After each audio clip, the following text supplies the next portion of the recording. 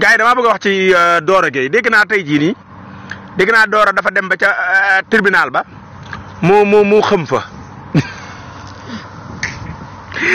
dégg naa Doro dafa def malaise bilaay Doro yaa neex rek Doro tàqalewu ñu de bilaay pët tàqalewu mbaam ak noppam Doro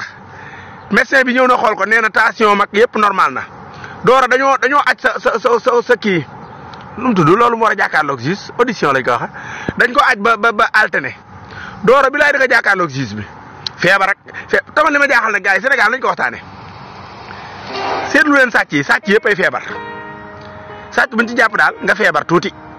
daal ñu yóbbu la pavillon spécial bu gazaleeg ñoom ñëpp waaye tey yow Doro yow di nga dem kaso de di nga leeral koppar yi daa génn force koppar yi day génn tappale mën a tappale bëri tappale dégg naa mbër ma Fodé Doussou Bala xaw ma dégg naa mu la masaan daan day toog sa kaw bu waxee mu ne photo ndax sénégalais dafa bëri tappale wolof dafa bëri tappale yéen da ngeen a bëri tappale ah dégg naa da nga doon kiris su tey di xam-xam lu du la tee dem ca mbaam ma da nga dem da nga jàkkaarloog procureur dara dalu la da ngay tappale mais mu naan dafa xam ak dafa nangam di na naka saale da nga dem de mu neex la mu naqari la di nga dem ñi nga tudd di nga wax li nga leen tudde dégg naa ñu wax waykat bi nga tudd xaw ma dëgg la am du dëgg ma kenn saaga Aziz Ndiaye dégg naa tudd nga ko sama yoon nekku si waaye borom lex yi mooy ministre diffamation dégg naa tudd na ko ak njobaxtal la nday jimbil ja gars yi njobaxtal la moom na leen leer ne pétition bi Boubacar Seye dugal Boubacar Seye la xaw ma gars yi dem leen ngeen signé pétition bi xam nga pour lan la pour jëli Macky Sall la dem leen ngeen signé pétition bi ndax Macky Sall ñëw dem leen signé pétition bi ndax Macky Sall ñëw Macky Sall dafa war a rendre compte Macky Sall dañ ko war a topp pour haute trahison Macky Sall li mu def Sénégal haute trahison la